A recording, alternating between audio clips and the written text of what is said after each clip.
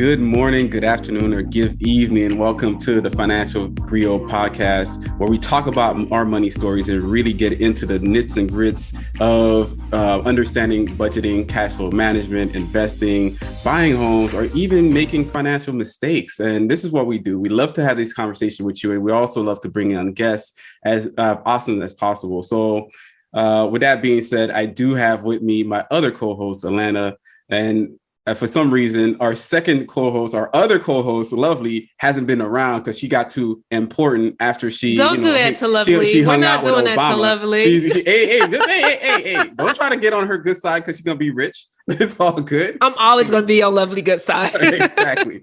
But ultimately, today we do have the lovely Miss Jay Stevens, because she's out here in these streets teaching us about financial literacy and also sharing her love of tax planning or taxes, or even some short stories about her and her rental property. So she's out there. She's always been. We met her in FinCon. It was a great time. She was a little clingy, but it's okay. She's here now, and she's gonna share. And we like to clown around a little bit, so I'll pass it over to her so she could do her own introduction, please.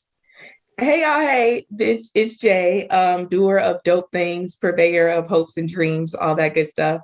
And I don't know, clingy might be a strong choice of words. I feel like it was messed up. It was like a call out for no reason. My bad. Right. I'll leave the shade for Orlando. It's okay. No, because you came at me shady from the jump, from the giddy up, and I was like, from the jump. Have you been holding at this? FinCon, yes. No, I didn't hold it because I released it at FinCon. Oh yeah. I was like, whose man is this? Like, Atlanta, you bad fool? Because and you did it when I was already vulnerable because I was hungry. I was just trying to live my life and eat in peace. All I wanted was that Japanese steakhouse. We're looking for food, right? I made a side conversation that had nothing to do with you. You jumped in there like, not today, not mine. Yeah. I felt like he was coming for Howard. And shout out to Howard, my alma mater, for grad school. It's homecoming weekend in a week. Depending on when you're listening to this, it might have already passed. But yeah, so we just had, FinCon is this magical little happy place for those of us who are money nerds. It really, the like tagline is money nerds unite. And we really do unite. It's just this fluid space of like, you can go to these workshops. You can also just create your own workshop. You can talk to some people. You also can go back to your room and recharge your social battery. And I did all those things unapologetically. And in that process, got to connect with y'all, which I thought was great. I really had a good time with you all. And my only regret is that, well, one, COVID was rampant after that.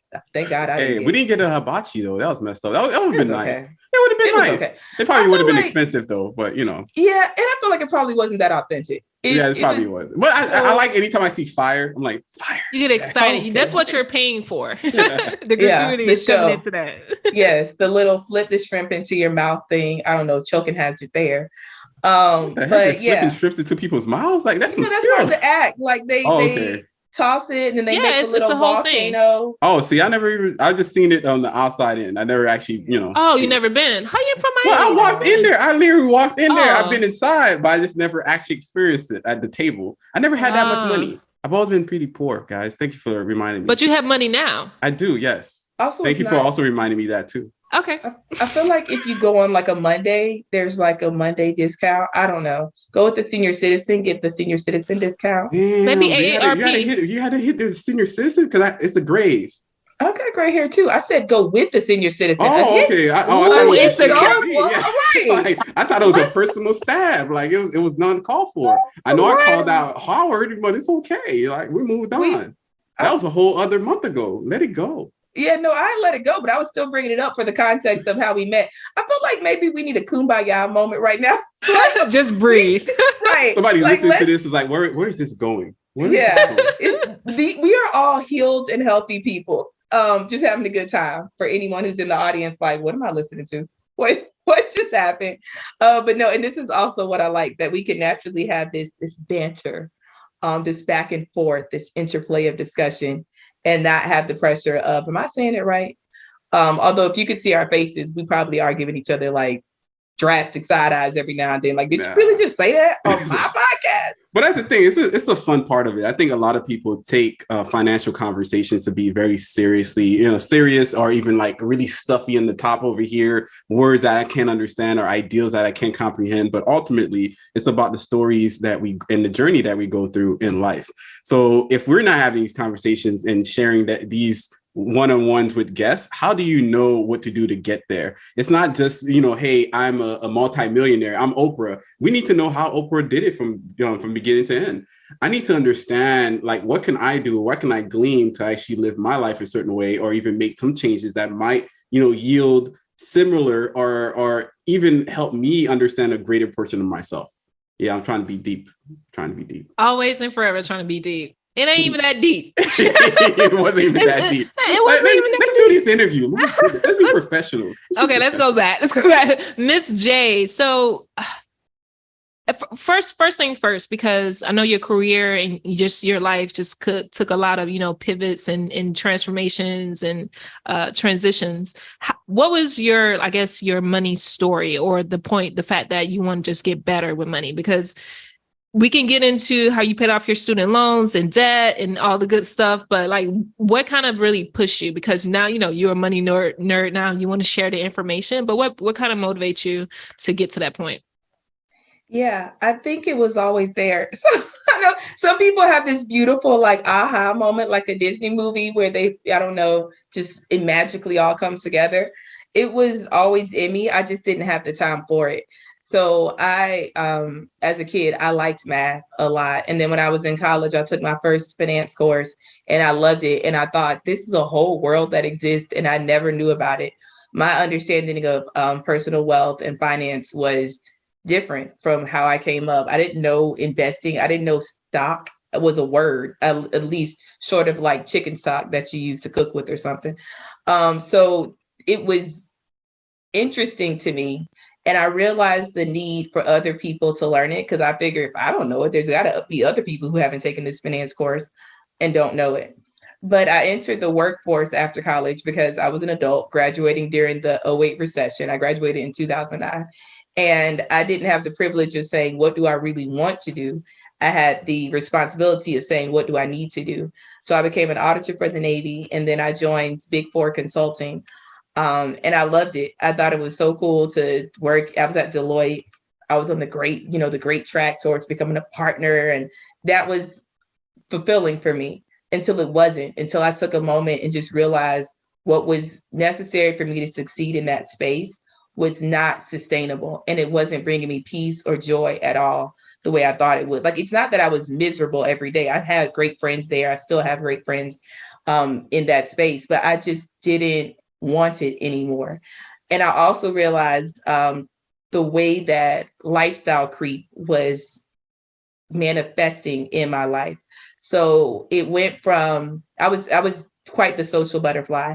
And it went from, I'm going to, just go to brunch with friends or go to happy hour, to every day I have multiple places and things that I need to be seen at. And each of those requires some type of financial commitment, whether it's, buying a ticket, having the right outfit, getting the right exposure, working the room. And it's not bad to be a socialite in that kind of space, but it is that to let it reign and control you in a way that you're not really you anymore, that the way you're prioritizing your time, your health, your money, like it's not there. And so during the pandemic, I finally had time to sit and really think about that, as we all did. I think it was sad what the pandemic did to the world, but the number of people I've seen who use that time to grow and focus on themselves, I love that part of it. And that's what happened to me. I had nowhere to go. My social calendar stopped. And at some point I was like, I finished all the home improvement things I was going to do. I didn't get into the coloring book phase. I didn't get into the sourdough bread phase. I did start working out more as much as I could, but I was just like, okay, what do I do now? And with that quiet, I finally was able to pay off a lot of debt, because not going to social events. I went in on thousands and thousands of this all needs to get paid off. And when I finally got to the end of it, I think it was a good $50,000 that I just had paid off in about a year or two. Was that a mix of, I'm sorry, but was that a mix go of student loan or just more consumer debt?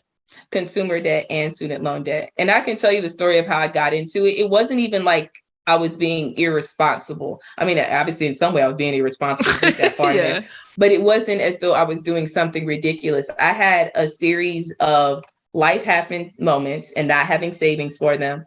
And then just being underpaid.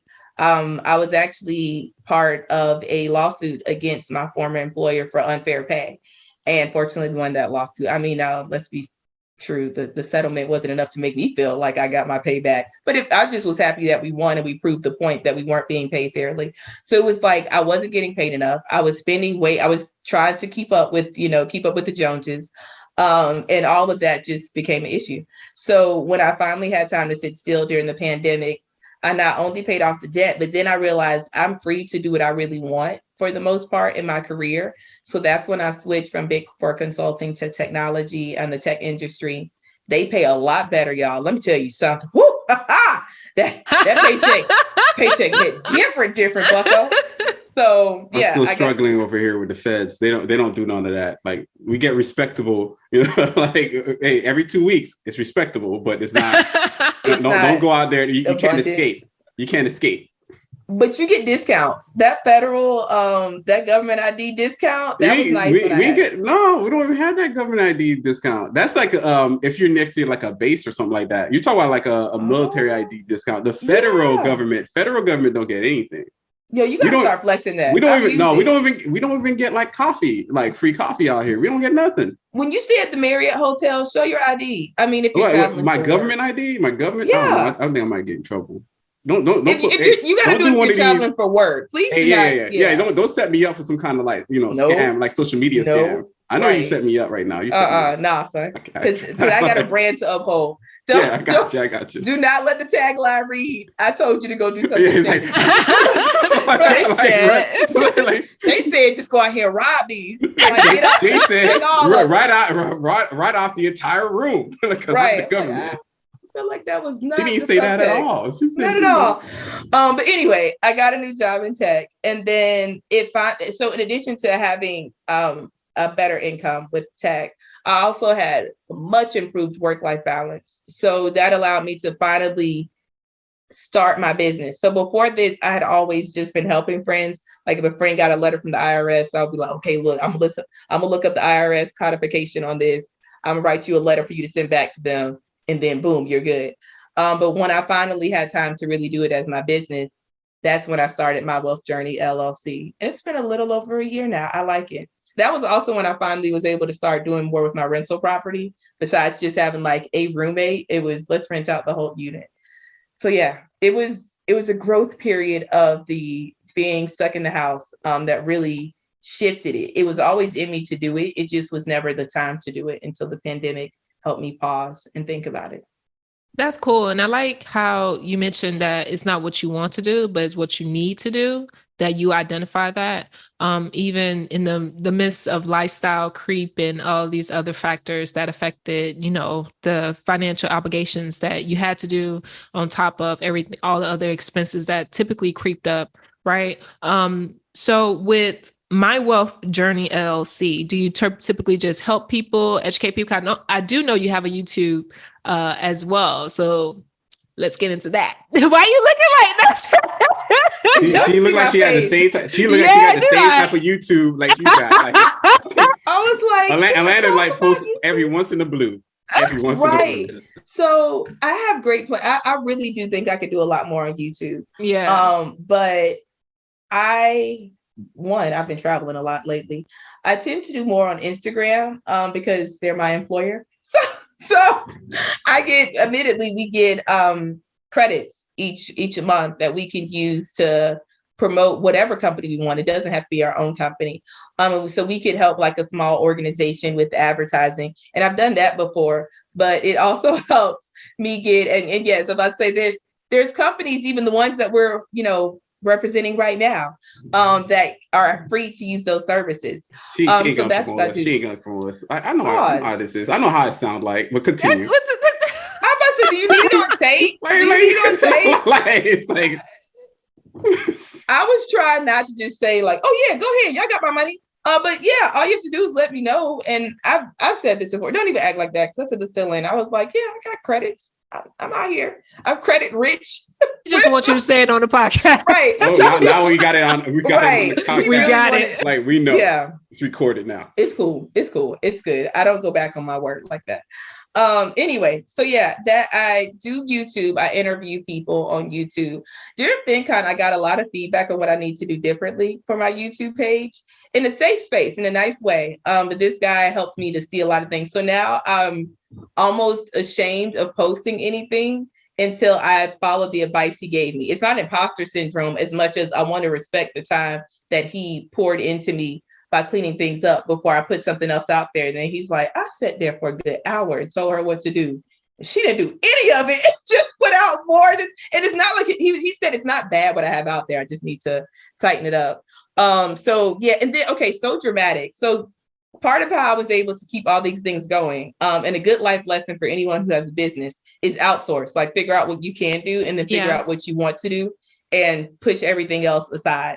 So dramatically, about 4 days, a week, less than a week before my business's 1 year anniversary, my assistant, I had a virtual assistant who's a wonderful woman. She quit. So dramatic, like so dramatic. And I had to sit there and think, like, did I do something wrong? Like, because we can Did she talk. give you a reason?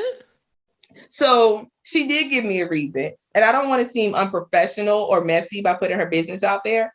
So she just, I think life got really busy for her, and it started to grow in other places. And she thought I wouldn't notice that she hadn't been doing any of the things that I was paying her to do. So when I called her out, like, hey, we got this event coming up, the business anniversary happy hour, and I see nothing of the mock-ups, the venue, nothing. So can you let me know? I keep paying you and I haven't seen any of this stuff yet. And she kept dodging me and not attending meetings and stuff. And so I really just think, which was good for her, her business grew and she didn't prioritize me as a client anymore. At least that's what I understood it to be. So then when she responded, she's like, they're asking me to join these meetings and stuff. And I told you I just can't do it. So I think we should stop working together. And I was like, all right, that's fair. So I do hope her business continues to grow. It's nothing personal. I think this is just a good opportunity for her to, decide what clients she wanted to focus on. So not being able to have a virtual assistant to help during all that time has made this like journey of making my wealth journey grow different. But I still love what I do. And to answer your question, because I feel like all this needs to get edited out, that I could just actually answer your question. We don't edit nothing. Nothing. Because you asked one question and I went on like it a spins rant. off. It spins off. No, it's great. It's great because you get into more of the details and the context of why it actually occurred. Yeah, it's a lot. And it is so much. Lovely mentioned it all the time. And we talk about on a podcast of how sometimes you have to outsource because you don't have the time to do things as you want. Like for yourself, you're constantly traveling, you're in and out, right? But you want to continuously doing things that you find joy in. So my wealth journey is what you find joy in, and you want to continue prospering your business. So sometimes it does take having a virtual assistant, someone to help you, so you can continue that track of your business in order to become successful. So nothing's wrong with that. But I think one of the things we also talk about on the podcast is that caveat of when you do have the time, you're not utilizing your time more efficiently to learn the skill set that you are able to learn. Because more or less, you don't really have the extra money to outsource. So why not try to learn those skill set on your own? And maybe someday you'll be able to monetize those skills. Yeah, I'd probably say something to that extent as well. I think part of that moment in 2020 where everybody's calendar went from like pretty heavy to zero, everybody had to pivot and do something. Some people decided to start businesses. Some people even outsourced themselves as contractors or freelancers, or even people that worked with you in that regard. So I think somewhere along the line, we all kind of got a little burnt out about it. Like all of it, like it's just on Zoom, on not Zoom, you get burnt out after 2 years of stretching this sucker out. Everybody started taking a little bit of pause to kind of figure themselves out, and they're trying to become more efficient. They're trying to understand that journey for themselves, what it means. And something I always try to tell people, I tell that to my wife at the time, is like, we should not try to focus on the end of the destination, like that end point. We just worry about the journey itself, worry about the path that we're walking, because you shouldn't be too focused on what's going to happen next, or I'm supposed to be at 5,000, 10,000, 50,000 followers, 100,000. You could just walk your path slowly and figure it out. And ultimately, those the type of quality follows and the quality people that you're going to help and support, they're going to come. It just takes time. And that's part of the process while you're balling out in tech. Balling out in tech. That was me being very salty of myself, because I'm not balling out. Sad. But you are rich and you are healthy. And I'm rich in spirit, and it's not good enough. It doesn't pay the bills. I mean, that's real. Like, no one's write a check that says, I feel good. Enough to pay this bill real quick? Nah. Give me more money. But you also have job security, because that's a huge one. I feel like when I was in the federal space, people always talked about job security. And now that we are coming up on a recession, and the tech industry was booming during the pandemic because people were at home. So people were streaming Netflix all the time. People were on Instagram and TikTok. That is not as strong. And if you look at how they're performing in the stock right now, in the stock market, they're all kind of like, okay, we have users and it's not the same. Side note, did y'all know? So I read this week and I was like, oh, I played my hand wrong on this bucko. Like, I bet on the wrong thing. So TikTok right now, for certain generations, and I believe it's Gen Z, although the article did not specify which generation, for certain generations, TikTok is used more than Google for searches. Which I never did not see that coming.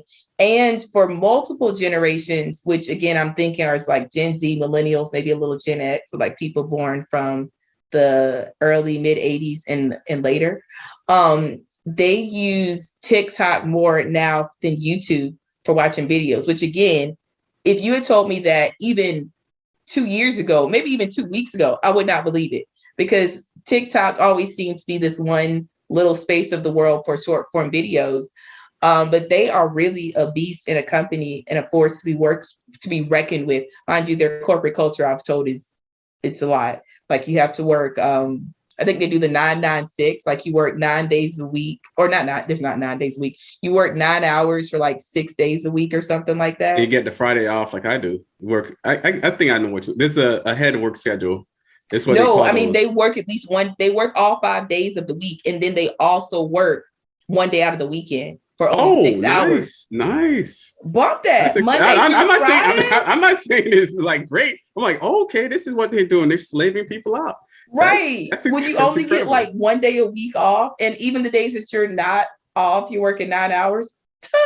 You gotta, come up with these challenges, TikTok challenges. But you're right about that. It's changed the way that people even learn and the way that kids are learning as well, because the short form is actually not very good for them, for their learning capacity, their understanding, to the point where we had a conversation with a young guy that works for a company that does the contacts. They're saying what they're looking into now is kids themselves not being able to see further down the road. Why? Because they're always in front of the screen. This is the distance that we have now. So if something is down the road that they can't see, their eyes can't even kind of like do the adjustment. They can't do the work.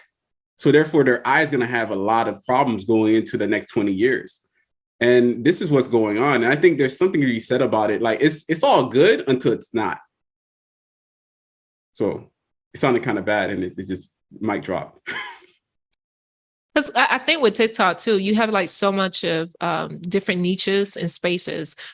I guess somewhat similar to YouTube, but with TikTok, you can get your dance video, but very informational things you're able to learn. Because when I had the app, I was learning a lot about, being a pet owner, having a cat. There are specific things that, I noticed, but I didn't identify with anything else that I learned on TikTok, and sharing those things with other people who are pet owners. So I wouldn't have known those things if I didn't find those hashtags or those specific influencers who just sharing information. But it's I guess for the on the back end of things, we're getting this information, but it is like the short span of information. It doesn't, I guess, encourage people to look more into the research and how it actually apply to their lives, and how they can able to adjustment, of it. And we talked about this before in terms of discernment. Does this have anything to do with you? Don't just, embark your life and shift your life into all these things and just, corrupt and just have this whole transformation. And for the most part, it's not good because, was it? I think it was LG. Lawrence posts this video about this woman. She during the pandemic, she has a TikTok. During the pandemic, she decided to do the van life. Was it the van life? Yeah, she became a digital nomad. So a digital nomad. Thank you. All that stuff, and then she was following it. And then she ended up being broke. So she is post 30. She's in her 30s. And like a lot of people, pandemic happened. She was remote. So she said she did everything that she learned from the other digital nomad influencers. And she was very strategic. She at that time, her apartment was being sold or something like that. So she was just thought it was a great opportunity for her to get a van. But once everything started happening, she got laid off from her remote job. And from there, she was, couch surfing because something happened to her van or her vehicle or something along those lines. The money start, dwindling because you're jumping from one Airbnb to another, then to hotels. It's very expensive. It's not cheap. Then as a woman, in terms of safety, right, she wasn't feeling as secure and when she was living in her vehicle. So there's a lot of nuances that these influencers do not share with you, and that you're using this information, again, microwavable information, and taking it and running with it and changing your entire trajectory of your life. And I always try to say this when it comes to our community, Black people, is that most times than not, we do not have room to make big mistakes, especially financially, right? So she's 30 plus. I'm not sure her age, but I know she's in her 30s, but it's going to take her some time to get to that, I guess, that comfortable or more or less that financial security that she was before. She posted about it and she became famous because she posted about the fact that she failed as a digital nomad. So she's still broke, but she's happy now. She has a new purpose. She's exploiting, all these other influencers like, hey, this is a lie. Because she's doing a lot of reaction videos and stuff. So I guess she has a new purpose and like, hey, I did it. This is what happened. Not to say that everyone that do it is not going to become successful. It's not that. It's to say that, this could be a cautionary tale, if you decide to do it in a way that's not feasible for you. And for some instance, for people, it's like you want to do things just because you don't realize the reason. You think it looks cool, but you're not thinking about the day in and day out of those, aspects of, being a digital nomad, because honestly, it's not all that great to be, in my opinion, but some people like it. But I think she created a brand from that. So I guess that is the good part from it. But that microwavable information is really going to kill us in the long run because most people are not doing thorough research. So I agree with that a lot, that like how you receive this information and what you see. Shout out to when we used to respect Kanye West. One of his lyrics was, "All that glitters is not gold," which actually isn't really a lyric as much as just an old auntie saying. But I miss old Kanye, but I'm not allowed to say it because he's still banned right now, I guess. Right, I know old Kanye, but I'm New about Kanye to turn too. the table. No, we are not allowed to like him. Okay. He's shadow banned. He's cancel culture. So I'm going to turn the tables on y'all. I know y'all are interviewing me, but I'm about to interview y'all. Y'all didn't see it coming. Go ahead. Because we were speaking of, the microwavable advice and how you can glam things up and filter things the right way on social media, but it's real work to be a business owner. And so for the listeners out there, I think it would be great if all of us share one of those life lessons, those business lessons that we learned the hard way, that we didn't know going into it. Because I think it's when I've talked to people who are trying to start their own business, they to your point, see the end goal, and they don't recognize sometimes the amount of work and repeat and wash and repeat and rebuilding and pivoting that you have to do. So I think it will be helpful if we can help people see those examples. And I will start with the importance of, gosh, there could be a few lessons here, but the importance of really having a clearly defined niche and then understanding how you are going to keep that going.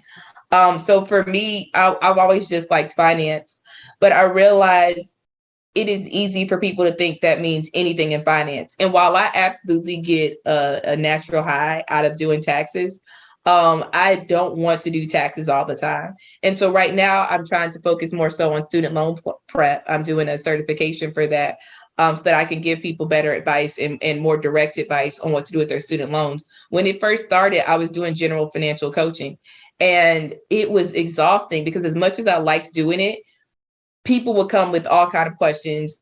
People didn't do the pre-work.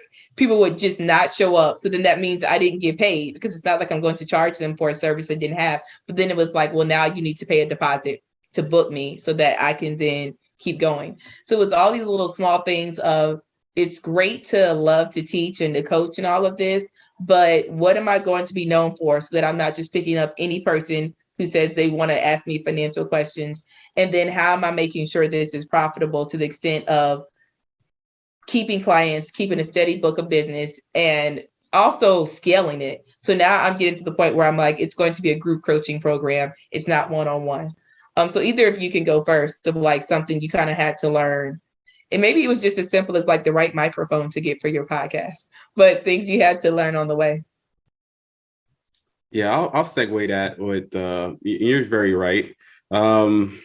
The idea is that you do want to get to a point where you're making decisions about the type of business that you want to create for yourself. You could niche down, and you could even niche up. You could even kind of cross-pollinate with other people and other brands and figure out what can actually work. Maybe you work for the government and you're also a financial person. Now you can mix both of those together. Or you could basically say that, hey, I only segue to, people just like me, either being, I'm a young Black woman, and I know what to do with my personal finances. So I'm actually catering to young Black women that are making a certain amount of money, and they can understand because I'm in the same place as they are. So for myself, I'm not a business owner. I'm a complete opposite person. I actually read this book called The E-Myth. I think his name is Gerber at the end, but Berber or Gerber, but ultimately spoke about it. And it really showed me this idea that some people are not really meant to be business owners themselves. And that could be a solution too. I'm a staunch employee, and I'm in that quadrant. Employee, works for money. It makes sense, but you can also double down on what that means as far as making sure that you're maximizing your benefits in those stages. At the same time, that employee can also become an investor, which is something that a lot of people don't explain to you. You could still work your 9 to 5 and invest in somebody like Jay's business and actually make some dividends and revenue off of that as well, or invest in real estate, invest in other things, and you'd find a lot of longevity in there at that same time. And at this, the next best thing about this idea is that if you work as a 9 to 5 person, you can now start stacking up money and you could create the business on the side. Don't just decide to just quit your job and just be like, I'm done. I'm going to quit my job. I'm going to make it out there in the world and expect things to happen. But you can also just work on your job on your off time. And The Rock actually said it himself, or he was quoted to say that, I doubt he even said it himself. He just quoted online somewhere that, hey, if you're not working for yourself outside your work hours, then you're not working at all. So therefore, that 9 to 5 that you have, and you're making sure that your house is in order, ensure that you're doing the extra step afterwards. From that 5 to 9 afterwards, that you're working on your own craft, you're adding to your own business acumen, or you're working on your own skills, or you're just doing something on the weekend. I've seen a lot of people that are talented musicians on the weekends, and they just work a 9 to 5 on the weekday. There's nothing wrong with doing both. You're bringing twice the amount of money. It's nothing wrong with that. But at some point, when your side hustle starts making way more money than your primary job, that's when you decide to quit, when you can actually make that more profitable for you, especially in this day and age. I don't know if that was a good segue, but I'll pass it over to Alana so she can mess it up. No pressure. No just pressure. No toxic pressure. all around. So, I mean, you just hinted, well, not even hinted. I kind of title myself and brand myself as a 9-to-5 CEO. And I learned a lot of things in terms of personal finance and how can I change the trajectory of my life. And I think it took for me like small little nuggets of different decisions that I have made for my life that kind of collectively change it all together. And it became the place and position I am today where I can share my stories, I can share my experiences because I've been through it. And on the podcast, we share our stories when it comes to just the growth mindset that we have and the growth that we went through a journey that it took for us to identify our problems, identify the issues that we're going through. But when we talk about money, we discuss the topic of just finances, it's more, less about money and more about all the other things that comes with money because it's just a tool. And for me, being a 9-to-5 CEO, I just know that I want to push myself as much as possible to make as much money as I can, but it's not my purpose, right? It only helps and enhance my life because I'm utilizing the benefits, like Lauren said, when it comes to my retirement account, when it comes to using everything that I can use in investment accounts to help me get to that point where I can retire comfortably, right? But I think decisions that you make and small habits that you make really try to push you in a direction that is more beneficial. Because no, I'm not a small business owner, but I'm a business owner. Like I own the life for me is my business, right? Podcast for me is, our hobby, but it's my business. I take that seriously for what we have to do because we share our life and it's helping someone else make a better decision for themselves.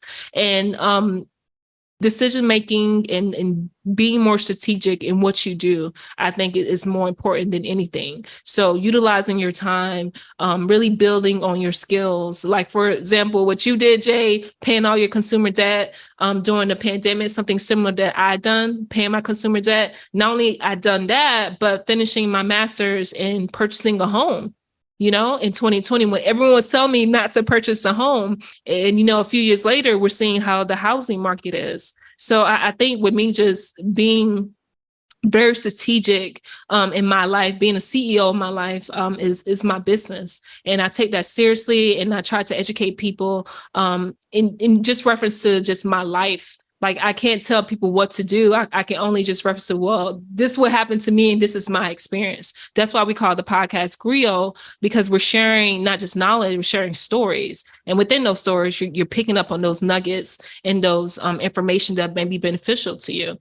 So I hope I answer your question in terms of that. But yeah. You thought we were business owners. And it was like, Lovely would have been great for this. Yeah, she messed up. It's just workers. I think y'all are. I like how you said, even though Lawrence is going to be shady and say 9-to-5 CEO is giving IG scammer, but to say that word. I say Coach Stormy, all right? It's Coach Stormy which vibes. is what? I'm just messing with her. Yeah. But, out of context, yes, 9-to-5 CEO could sound like, what are you about to sell me? What products are you about to sell? But no, you're right. And I do think y'all are business owners. At least that's how y'all presented to me. Not to say you said that, but like the way you carried yourself, I was like, clearly they're doing something. In my mind, the podcast is a business. I guess you could be doing this. You could be doing this just for fun. I hope you are enjoying it. I'm enjoying myself as your guest today. But you can make money off of this. So yeah, in my mind, I was like, yeah, this is your business.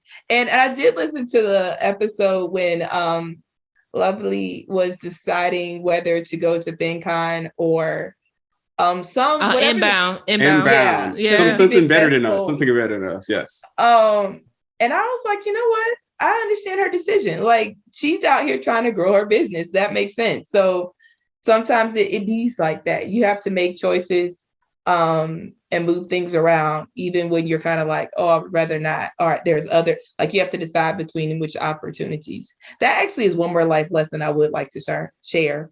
Whether you're a career person or a business, your own CEO.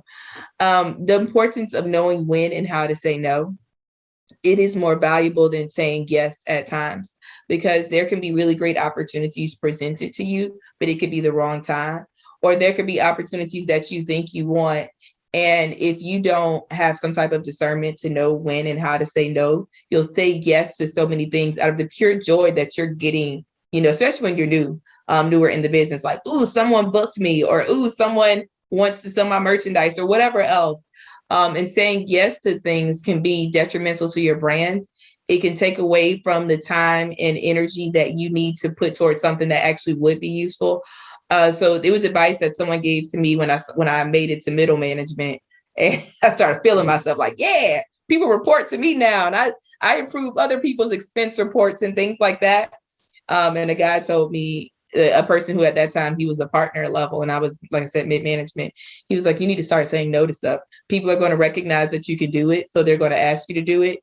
And if you're always saying yes, you're never going to actually be able to say yes to the things that you really need to be in. So just one more little nugget. Y'all got that one for free. Actually, this whole episode is free. So but one more little piece of advice.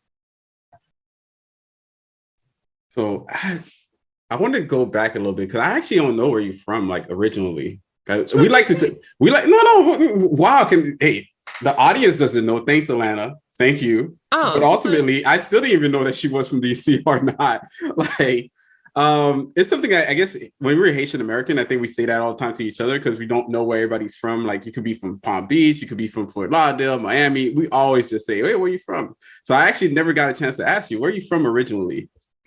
Yeah, everywhere and nowhere, I guess. So I was a military brat. I was born in Tennessee, and then I spent time in South Carolina and Georgia, and the majority of my formative years were in Okinawa, Japan. Shout out How to wrong were Kadena. you, Alana? How wrong? Oh my goodness, that's so wrong. So first of all, I said that pretty low. She from DC, so let's not even go there. But I've been to Okinawa, so I wanted to go. I've been to Okinawa. I wasn't it's there. beautiful. I wasn't there. We're all well traveled here, so we're I never went cultured. there, but it's okay. Okay, sorry. So after graduating high school, I went to college in South Carolina because that's where I got most scholarship money. So that's where I was going to go. And then I really wanted to be in a big city. I realized as much as I love Southern charm and Southern mannerisms, I'm a city slicker. And not to say that there's not big cities in the South, just it wasn't what I wanted. So I moved to DC. I had a goal that I had a list of cities. I said DC, Atlanta, or Charlotte were like large enough cities for me. So I moved there. All the black places, basically all black. Right. Well, yeah. So there it is. Look at that. There it is. Like Charlotte to me didn't seem very black, but it was large enough. If I want, like, I could have done Chicago or Houston, like those are black cities. And then eventually I lived in New York for a bit too. I loved New York. New York was my kind of place. Oh, that was a mistake. That was a mistake, but continue. I loved New York. I just didn't like how like trash was always out there. I don't like the trash. I don't like brunch, and I don't like New York. You don't like brunch? In the combination, I don't like both of them. Oh, you didn't know, Jay? I heard that one episode. He does not like brunch. I'm just kidding, guys. No, there was that one episode I listened to. I do my research. I like to, support before I just pop on a podcast. I listened to your episode where you went in on like how your brunch friends are costing you peace and happiness. And it did kind of sound like you were a hater, but I thought it was more of a hater on like just spending money, eating out. Yeah. It's a running joke on this podcast that I bring up brunch every once in a while. So it's actually funny that you brought it up twice in 2 recordings. Before I did, I was like, man, I missed my opportunity. Like, it was your window. Yeah, no, I like brunch. And anyway, after I was in DC for a while, I never thought I would leave DC, but my job carried me to Texas, and I will be carrying myself back to DC with the job because no, Texas is great, but the part of Texas I'm in is not meant for me. It is not at all meant for me. Wow, can you just even say what part of Texas that is? Like, yeah, it's okay, it's legal. Austin, what? You don't like Austin? Austin is dope. Austin is cute for a weekend getaway, for a family reunion, for a bachelorette, whatever that happens here. Austin does not have enough black people for me, if I'm being very honest. It's a lot of old money there. I've been there. Yeah. And Houston has, Dallas. Dallas has old money and oil money as well. Austin is fun for like South by Southwest, Afrotech, like weekend festivals. But coming from DC and not only just DC, I also spent a lot of time in Prince George's County, which is right outside of DC in Maryland. And it is the county with the single largest number of Black, I think, billionaires in the country. So it's just like a lot of Black people doing excellent things there. And then I came to Austin and I could go an entire week and not see a single Black person. And it was quite the culture shock for me. Although I do enjoy the fact that I don't have to dig my car out of snow here because it does not really snow at all in Texas. Yeah, I actually live in PG County. So it's all, I don't know. I think there's a part of PG County that does have a lot of very rich people, but there's a part like really at the front part of PG County that it's pretty poor still. So I'm in that front part, the Shadowlands, like called the shadows. No, if the train, Metro goes to your part, I feel like those are the areas where there was not. It's not that there's not wealth, but the places that are really wealthy, the train doesn't go there. It's kind of like you gotta get off the train. Out there. You gotta get in the car. You gotta park and ride. You gotta ride out there. Yeah. Get 30 minutes on there that way. I didn't live on those areas, to be clear. I didn't live near the golf clubs and the sparkling fountains and stuff. I've seen some of these places too. It's really nice. You're like $1 million homes, lovely. Like straight up. How do you afford $1 million home? Like, what's the deposit on that? Like your life? Like, what you doing? 200,000?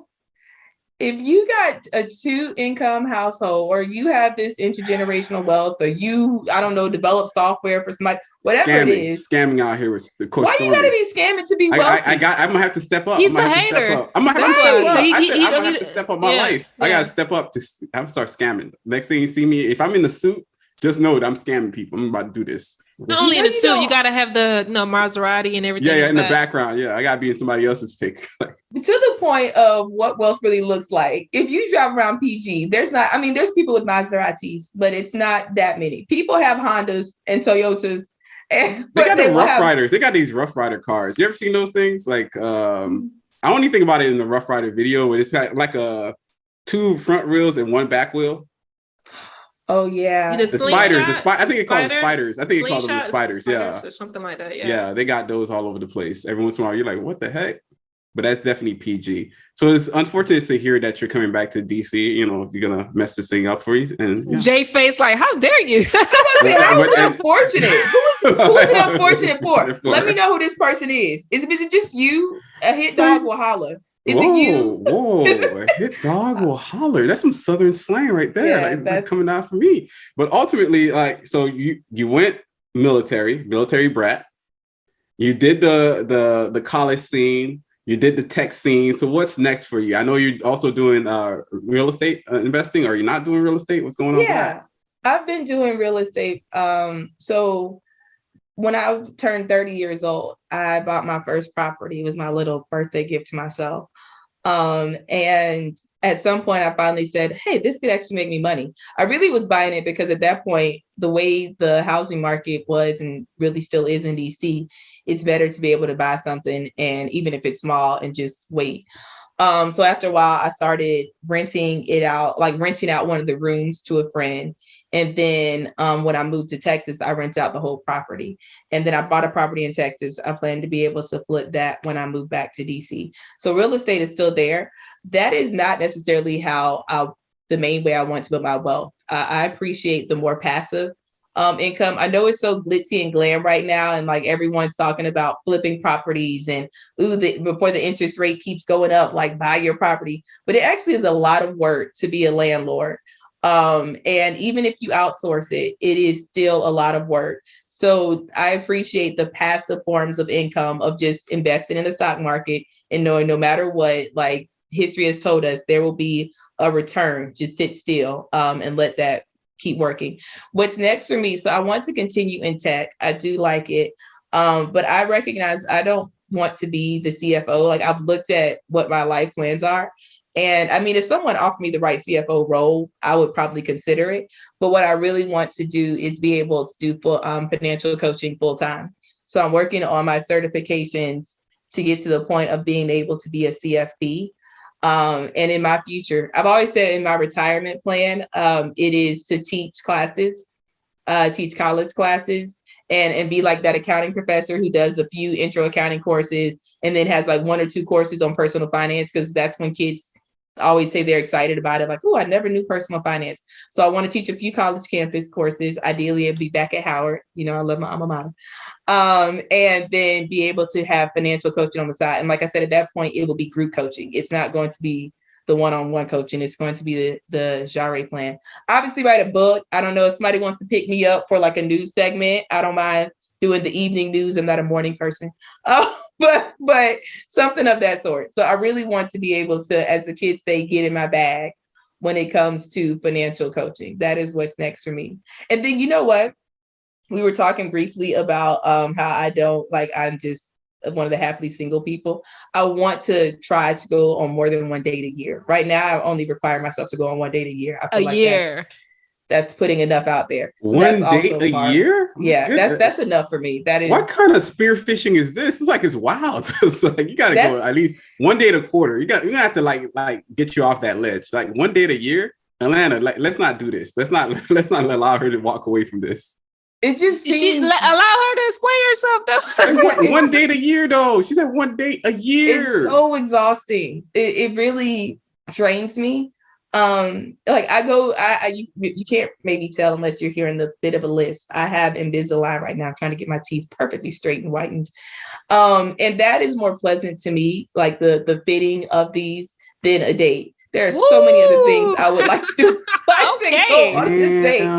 So I absolutely know I want a family and all of that, but I'm like, this step where I have to go on a date is so exhausting to me and draining. And the way that people show up and the way they present themselves and all the work of waiting to actually find out who someone is, like, when I tell you I have gone to therapy about this, and I'm like, I'm good, love. If someone, whoever this mystery man, whoever this nice guy is who I'm supposed to marry, if he could present himself and I could just believe that that's him, great. But I feel like I'm tired of kissing frogs. So shortly before the pandemic, actually, it's another story for another day, but there was a reason that I knew 2020 was going to be some craziness, because there was a guy I've been talking to. And on New Year's Eve, it was like 1 a.m. For going in from 2019 to 2020. I learned some information about him that I was like, wow, so that's where we are. And it made me realize, like, 2020 is going to be a crazy year. If this is how we're 1 hour into this year, if this is how we're starting, and then of course 2020, COVID came and killer bees and all kind of stuff. So I just have taken time to not date. And it has been peaceful. But I did go on 1 date this year, and that was it. Jay, would you say you can label yourself, you're single by choice? Yeah, but when people say that, it sounds like sad. Because it is. Thank you for saying it, because you're not single by choice. You're single because you're sitting there like, what the heck's going on? You have to be single. Yeah, single by choice makes it sound like I choose me. It sounds like you're doing one of those manifestation moments of like, I've got to put me first, and like I'm focusing on, and you should be able to focus on you at all points in any time in your life. You should be able to say like, this is what's important for me. But it seems to be a distraction that I don't need. Like, there are ways that I can grow. Like I said, I want to grow my business, and I have yet to see how dating helps that. And if anything, I feel like it hinders it. I feel like it's exhausting, and I just don't get excited for it at all. I think there's something to be said about that. The balance. There's a balance that's there. It's, to me, from the external in, I would say there's an off balance, because you're perceiving that love is some extra work that you got to put in. Whereas in truth, it doesn't have to be that hard.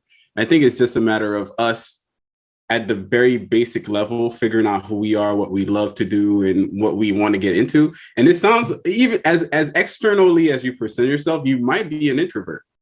You might literally be, like a lot of money nerds are introverts. Even though we could kind of hang out with other people, we need to you got to go back into the social home recharge to recharge and stuff like that. That's an introvert trait. It's not an external trait. Even though you could be out there, it's not something that you're into. So you probably need to generally go out in actual in purposeful ways, hang out, and maybe even there's cooking classes that people do, that you just learning, you're just cooking. That's what you're doing. And then you run into somebody else and it's like a Hallmark movie or Netflix movie, one or the other. And this is how it starts. Ooh, okay. So much to say there. No cooking in these streets. Okay, cool. Okay. Okay. There's salsa classes. There's other things. I'm just trying to, hey, I'm trying to get great Black women into the game so they could get great Black men as well. Just saying. So, okay. Dusty. As they say, they're dusty. I recognize that I am an introverted extrovert or an extroverted introvert, whichever way you're supposed to put it.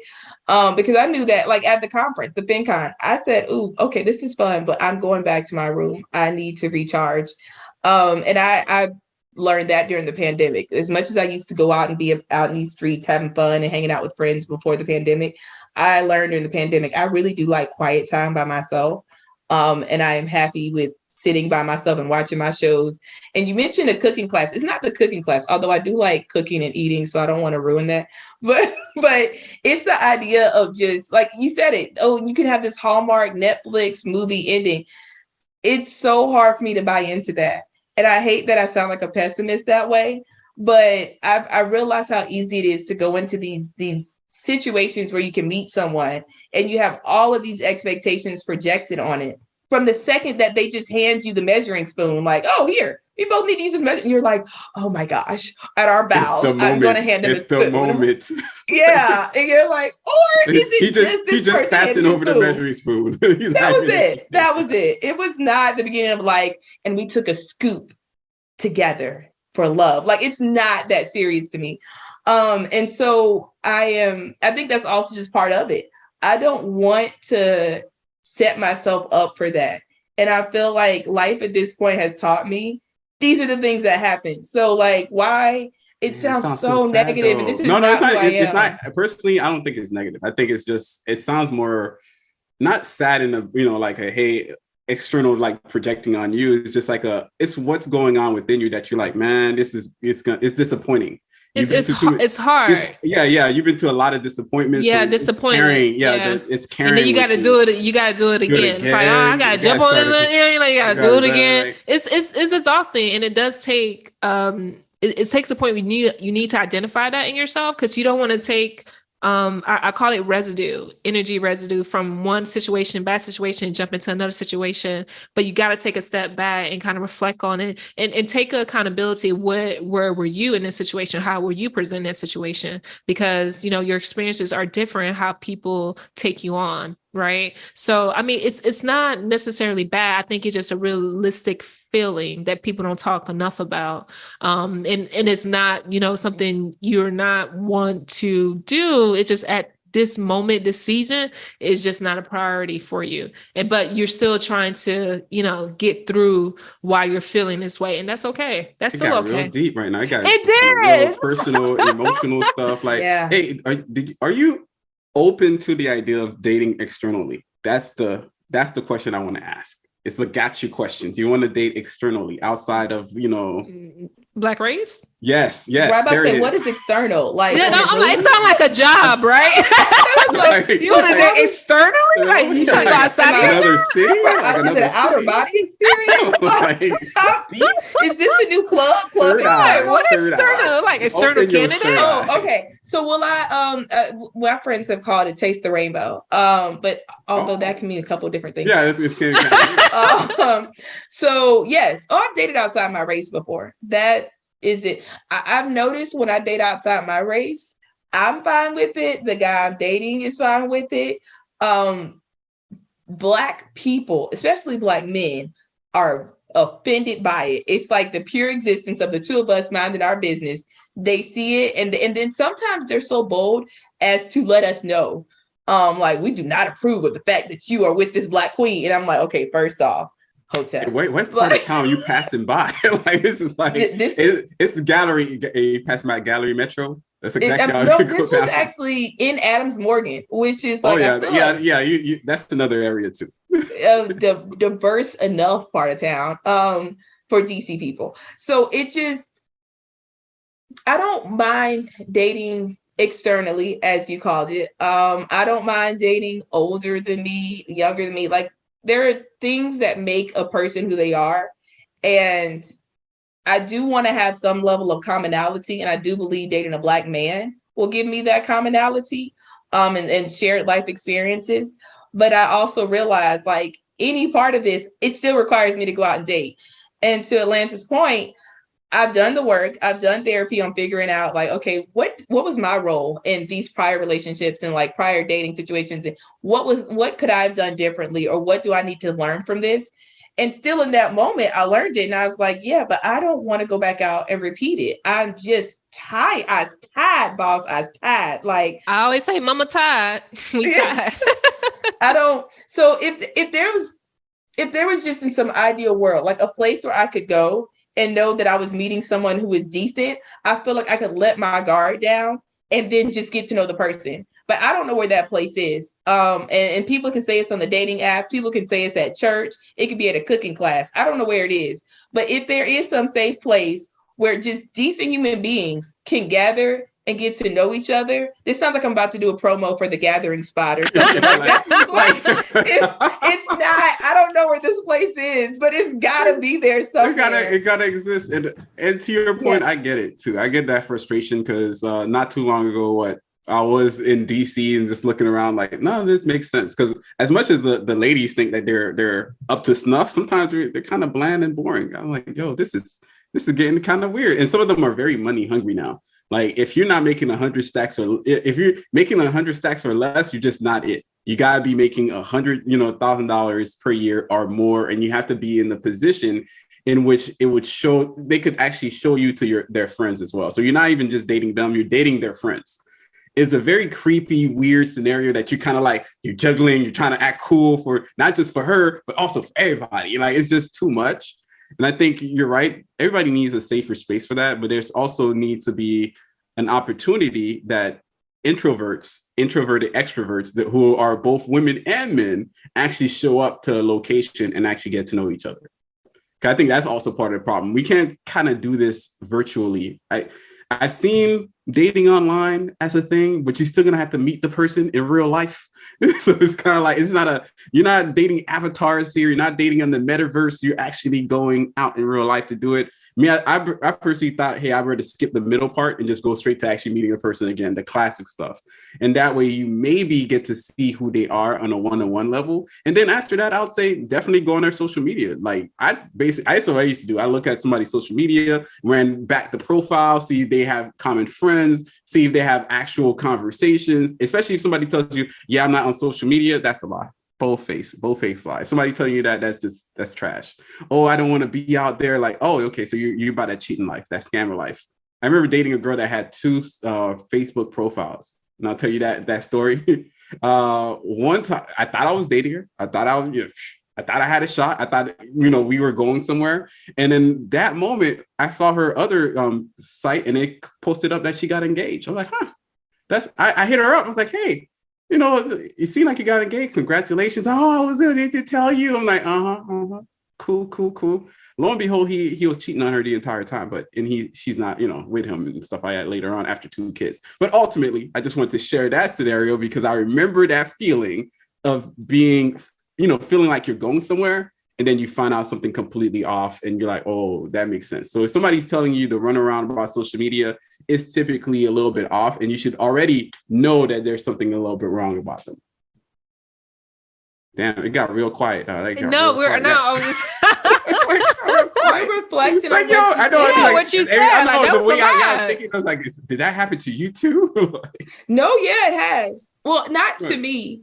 I have a friend who, and to your point, it was a few questions that came up when you mentioned that I wanted to touch on.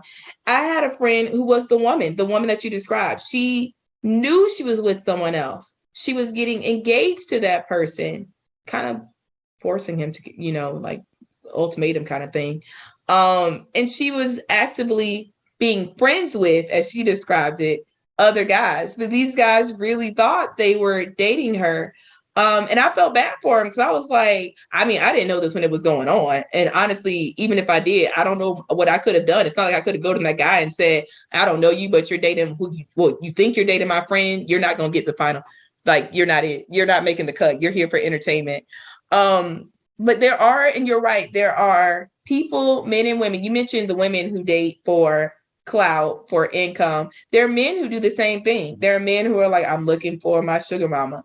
There are men who have yet to figure out who they are. And I think it's really hard for any person to be fully invested in a relationship until they have worked on themselves and know who they are and like what they stand for and what they want out of life. Because how are you supposed to like invite someone else to build on that dream with you if you can't even build it yourself? Like if you don't know where you're going and what you want to do.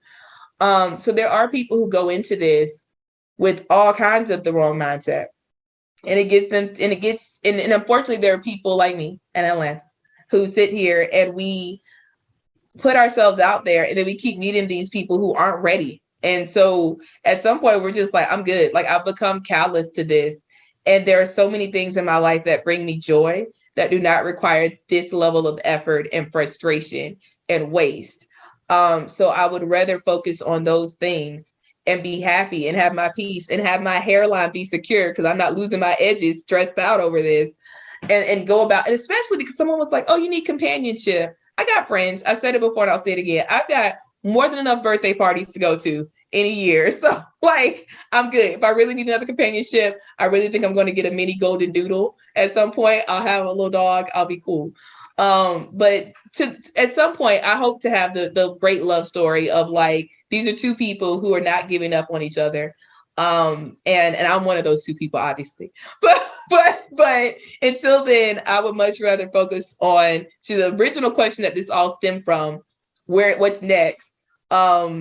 Working my business, growing my business. And then, you know what? Per the peer pressure presented today, now that was a tongue twister. I maybe in 2023, I will see, because I'm starting to work on like what I want to manifest, what I want to work on for next year. I may up the ante to 2 dates in 1 year. Hey, you know what? That's successful. I'll take that. Just one date seems like full circle. Hey, just go to another date. You can. There's multiple places in DC. All right, so we definitely hope that you show up in the DMV. Get some of these what's it called? Those restaurant weeks. Get the deals so you don't have to spend that much money.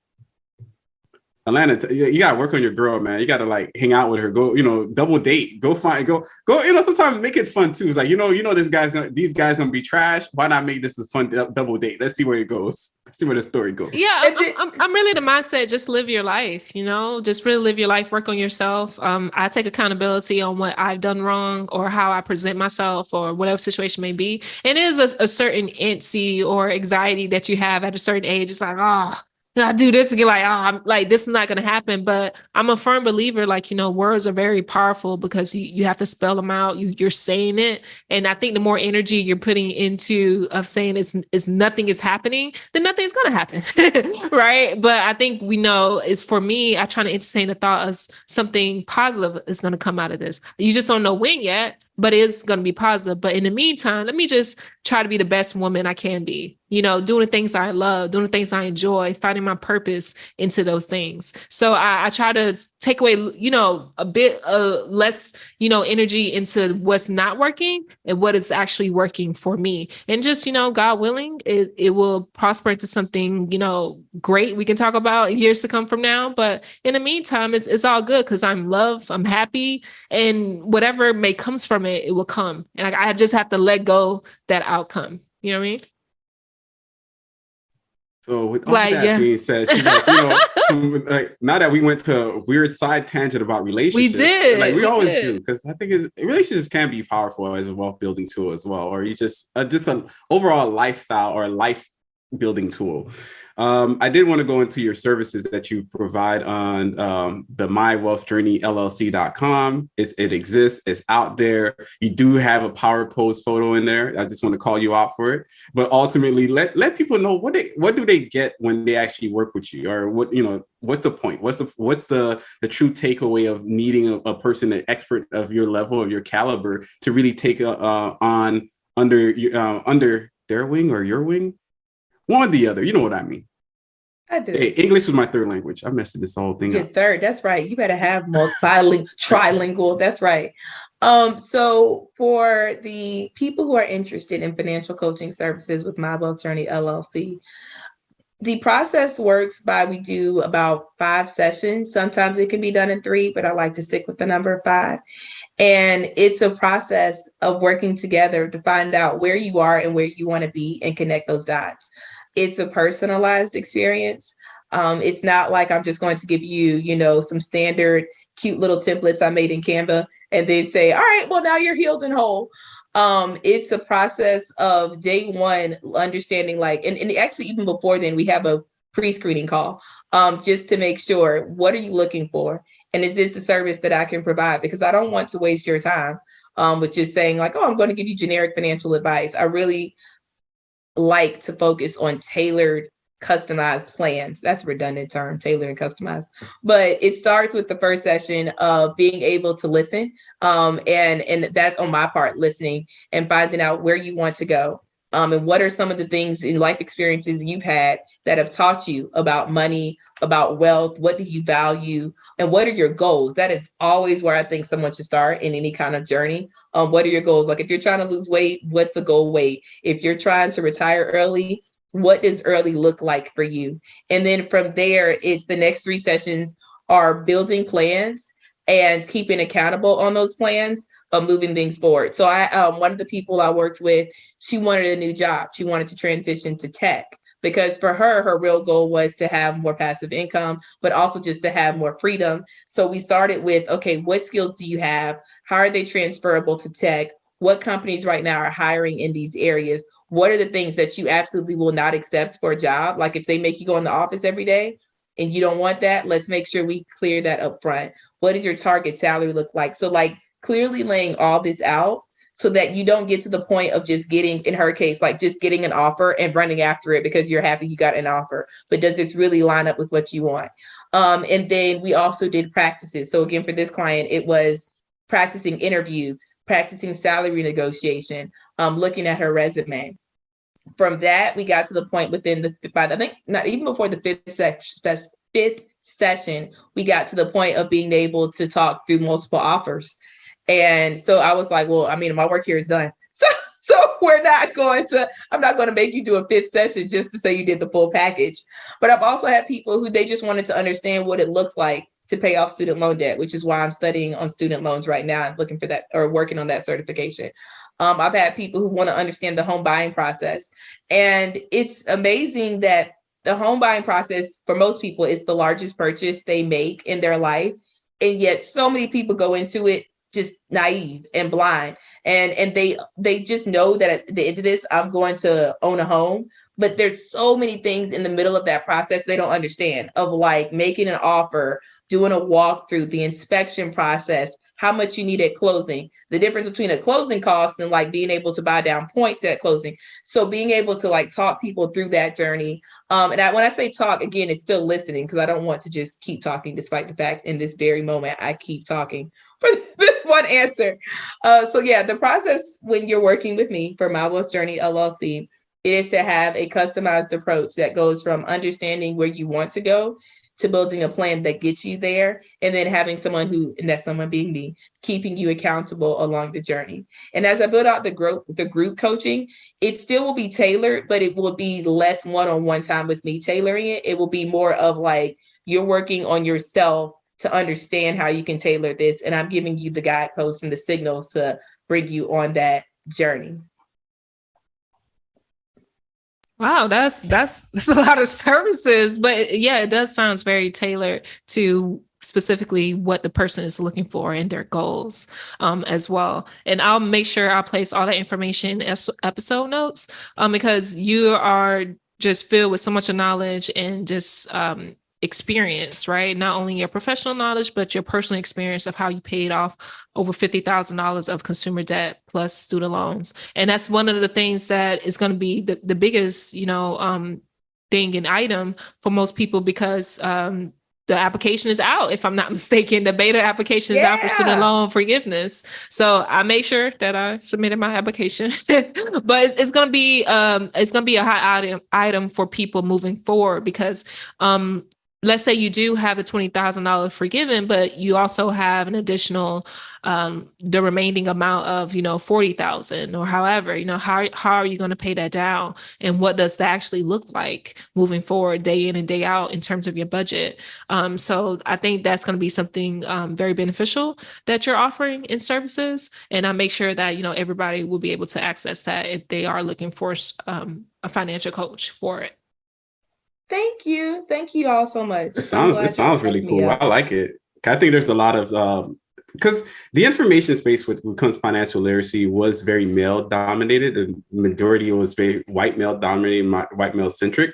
But we're finding that in this day and age, there's a lot more need for people of color in this space, especially for women of color. And to hear that these are the services that you're providing, like as often as many people that I know that needs it, I'll definitely send them your way, because if it's going to reach them, if whatever I say doesn't do anything for them, and hey, whatever you say is going to do something, why not? At the end of the day, it's about making sure that everybody becomes wealthy and happy in the long run. And it's a win-win process for me. So definitely I look forward to hearing somebody says, hey, I need this. I'm like, I know a person. That person's named Jay. She lives in DC. That's it. I love it. I'm in DC, but I serve people globally. Globally. Okay. Yes. All right. Globally. Don't put me in DC. I'm like, all right. Cool. I want to be in DC, but I want to get that. I want to help people around the world. I'm still mad that Atlanta was so wrong. She's not even from DC originally. You're so wrong. So the things and like, places, that's what she told me. Yeah, I claim DC hard. And especially depending on how much time. No, depending on how much time I have to answer a question, it's like look how long it took me to explain, like, oh yeah, well, I was born here, but then military family, but then I went to college here, then I ended up in DC, and for my job took me to Texas, but I'm gonna go back to it's too much. This too much. So I'm just like, I'm DC, because that's what I like, that's what I rep, even though I did not go to anything outside of grad school in DC. Our heart is DC, so that's what we're rolling with. Yeah, here with the mambo sauce. That's it. Huh? I did want to have one more question, at least for me. It's about how many countries did you visit, or do you have a running total of that? I should have a total, huh? I'm going to have to do the math on that. I know I've been to every continent except Antarctica at this point. Wow. I said I would do a cruise ship to go to Antarctica. There's this cruise that takes you down. You got to hit like Peru. You got Peru and then kind of swing down, or is it? Yeah, I don't know. I'm supposed to. I should really look at how many countries I've been to, and then in the U.S. how many states I've been to. But I don't know. I'll book a trip with the quickness. That is, food and travel are the two things that probably have stopped me from being a millionaire. Because I will impulsively buy. Like, I have to so I have a CFP. Pro tip: don't think just because we're in finance that we don't have someone keeping us accountable. I definitely have a financial planner. I definitely have a CPA. Even though I like to do taxes, I let someone else do mine, or I pay someone. I don't let them. I pay someone to do it. And so I feel like that's the one thing that my CFP is always like, girl, please. Like, I see you went on another trip, and I'm like, I sure did, and I'm going to work on it, but. That is my kryptonite. A good travel deal to someone's hot, warm, beautiful beach, especially in a city with a country with a bunch of melanated people. I'm there. Say less, fam. I keep a suitcase packed, ready to go. Say less, fam. Atlanta, they give you the old school vibe. Like, Atlanta should go by this name. I think Hardly Ever Home. That wasn't that your thing? Yeah, it was in Korea. Miss Bajam Lakai. So Hardly Ever Home. I was never home at some point. Never home. But now I own a home, so I'm always home. That's real. Poverty hits. That's adulting. That is peak adulting. Peak adulting, right? Thank you guys so much for tuning in to another awesome episode with Miss Jay Stevens. We had a great discussion, and it went through a lot of, caveats and pivots. But I think the actionable steps to take in moving forward is to just identify the things that you want to work on and create goals for yourself, and just vibrate on a higher level. Jay's laughing. Vibration. Back to these vibrations. Back to the vibrations. But before I close out, I do want to ask Jay, just last name, where can people find you? I did not ask you that. Where can people find you? You can find me on my website, mywealthjourneyllc.com. And I am active on the interwebs and the socials. My Instagram is mywealthjourneyllc. Awesome. I'll make sure to include all the information where people can find you, your website, as well as all the services that you offer to people. LG. Well, you can also find me at the Neighborhood Finance Guy on the interwebs. I also have a website that I'm kind of backed up now. I have like 3 articles I need to drop tonight, likely. Blog posts. I just kind of do that, just don't, for the people, for the fans that actually read it, my 4 fans. But ultimately, I love to be part of these kind of conversations because we get to the nitty gritty and have a conversation with people like yourself who are professionals who are also trying to really grow the community and change the world in your own special ways. So I'm happy to have had you on this show. I'm happy to ever invite you back so we could banter on about anything. That's what we do. And maybe some people like it, some people don't. A lot of people actually like it. They send us messages like, oh, I'm going to listen to the episode. And I'm like, so you didn't even hit it with a like. You didn't even hit it with a share. You didn't even hit it with a review. Okay, I see you in these streets. It's okay. It's okay. I ain't taking it personally. But ultimately, I'll pass it back to Alana. I know Lovely's not here today, but she's definitely going to be here for the next episode tomorrow. Yep, she's here in spirit. Thank you guys again for tuning in. We're out. TFG. Thank you for listening to the Financial Griot podcast, powered by the Wealth Builders Collective.